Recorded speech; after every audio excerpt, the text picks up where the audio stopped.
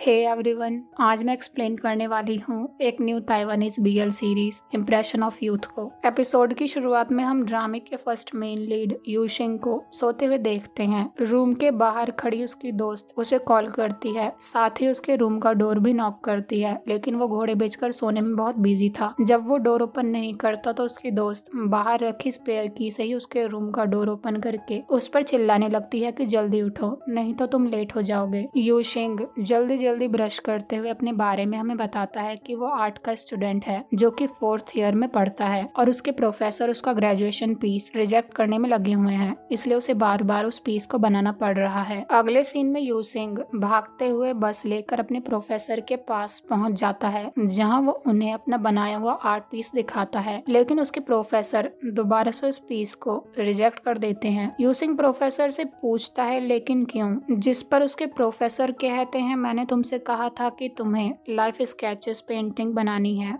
लेकिन तुमने फोन पर फोटो देखने के बाद ये स्केच बनाई है। मैं एक नजर में पहचान लेता हूँ कि किसने किस ड्राइंग को किस तरह से बनाया है, इसलिए मैं तुम्हें एक दिन के लिए सस्पेंड करता हूँ। यूशिंग तो प्रोफेसर से रिक्वेस्ट करने लगता है, लेकिन तभी प्रोफेसर को किसी का कॉल आता है, जहाँ वो मिस चैन नाम के लेडी से कहते हैं कि मेरे पास आपके लिए एक परफेक्ट कैंडिडेट है और मैं उसकी कॉन्टेक्ट डिटेल्स और इन्फॉर्मेशन आपको शेयर कर रहा हूँ। फोन कट करने के बाद प्रोफेसर यूशिंग से बोलते हैं कि मैं तुम्हें एक मौका दे रहा हूँ, एक हाई स्कूल को टेम्पररी आर्ट टीचर की जरूरत है, वहाँ जाकर तुम्हें स्टूडेंट्स को पढ़ाने के साथ साथ अपना स्केच भी कंप्लीट करना होगा। बेचारे यूशिंग के पास कोई भी ऑप्शन नहीं था तो उसे वहाँ जाना पड़ता है। वहीं दूसरी तरफ हमारे ड्रामे का सेकेंड मेन लीड लू वॉल पर अपने फ्रेंड्स के साथ बहुत ही ब्यूटीफुल पेंटिंग बनाने में बिजी था। तभी उस एरिया में अनाउंसमेंट होती है कि उसका गेस्ट बस स्टॉप पर पहुंच गया है, तो लू अपने गेस्ट यानी कि यूशिंग को पिक करने बस स्टॉप की तरफ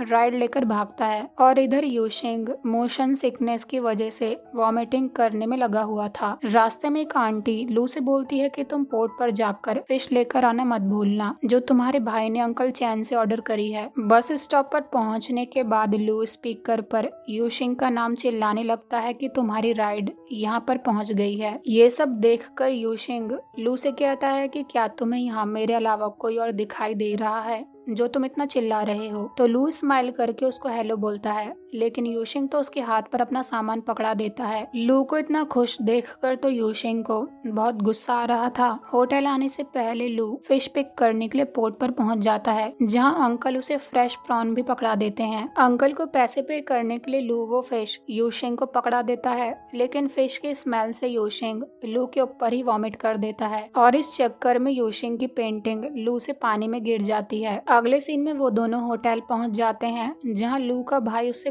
पूछता है कि तुमसे इतनी स्मेल क्यों आ रही है। लू यूशिंग को ब्लेम करने लगता है कि इसने मेरे ऊपर वॉमिटिंग कर दी थी, तो यूशिंग लू को ब्लेम करने लगता है कि तुमने भी तो मेरी पेंटिंग गिरा दी थी। ये सुनकर लू उसे फिश दिखाकर टीज करने लगता है, लेकिन उसका भाई उसे ऐसा करने से रोकता है। लू का भाई यूशिंग से अपने भाई की तरफ से माफी मांगता है और उसका अपने छोटे से होटल में वेलकम करता है। इसके बाद लू का भाई यूशिंग को उसके रूम की की देकर कहता है आपने 1 महीने के लिए यहाँ रूम बुक किया है, अगर आपको किसी चीज की जरूरत हो तो हमें कॉल कर देना, और अगर आप इस जगह को एक्सप्लोर करना चाहते हो तो मैं लू को आपके साथ भेज दूंगा। यूशिंग कहता है क्या मैं यहाँ साइकिल रेंट पर ले सकता हूँ, लेकिन लू का भाई कहता है स्कूटर रेंट पर लेना आपके लिए काफी अच्छा होगा। ये सुनकर यूशिंग बोलता है पर मुझे स्कूटर चलाना नहीं आता है, तो लू का भाई यूशिंग को लू की साइकिल यूज करने को दे देता है। तभी बाहर से रिनोवेशन की आवाज आने लगती है, इसलिए लू का भाई अपने पड़ोसी से इस बारे में बात करने बाहर चला जाता है और बेचारा यूशिंग अपने लक को कोसने में बिजी था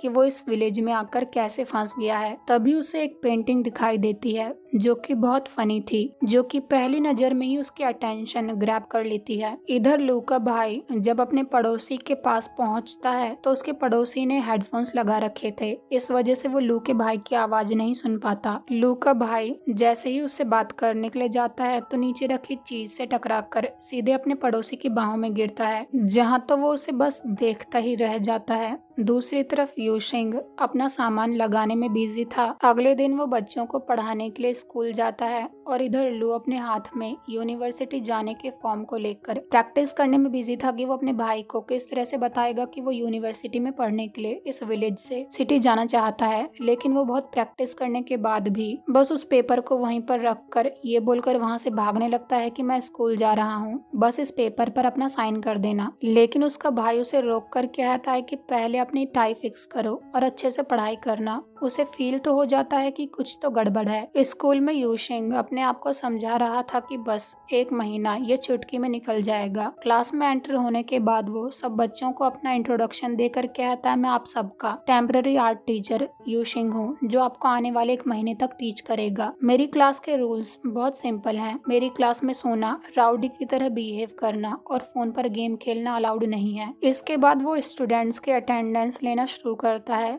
जहाँ लू अभी तक क्लास में नहीं पहुंचा था। उसके दोस्त एक दूसरे से इशारों में बात कर रहे थे कि लू कहाँ रह गया। जब अटेंडेंस के लिए लू का नाम आता है तो यूशिंग को वही पेंटिंग याद आती है जो उसने होटल में देखी थी, यानी कि वो पेंटिंग लू ने बनाई थी। वो लू का नाम लेता है तो उसका दोस्त कहता है वो आज एब्सेंट है। यूशिंग उसके दोस्त से पूछता है क्या उसने लीव के लिए परमिशन ली थी, लेकिन लू का दोस्त कहता है नहीं। ये सुनने के बाद तो यूशिंग के दिमाग में एक बहुत ही खुराफाती आइडिया आता है, क्योंकि कल लू ने उसे बहुत परेशान किया था, इसलिए आज वो लू के एब्सेंट लगा देता है और आगे अटेंडेंस मार्क करना कंटिन्यू रखता है। तब तक लू भी स्कूल पहुंच गया था। वो छुपते हुए क्लास में एंटर करने की कोशिश करता है, लेकिन यूशिंग उसे देख लेता है और कहता है अब तुम्हारी एब्सेंट लग चुकी है। लू से पूछता है क्या तुम ही हमारे नए आर्ट टीचर हो। यूशिंग कहता है क्यों, क्या तुम्हें ये नहीं दिखाई दे रहा है। ये सुनने के बाद लू को अपने सारे कांड याद आने लगते हैं जो यूशिंग के साथ उसने कल किए थे। यूशिंग उसे क्लास में बैठने को बोलता है, लेकिन लू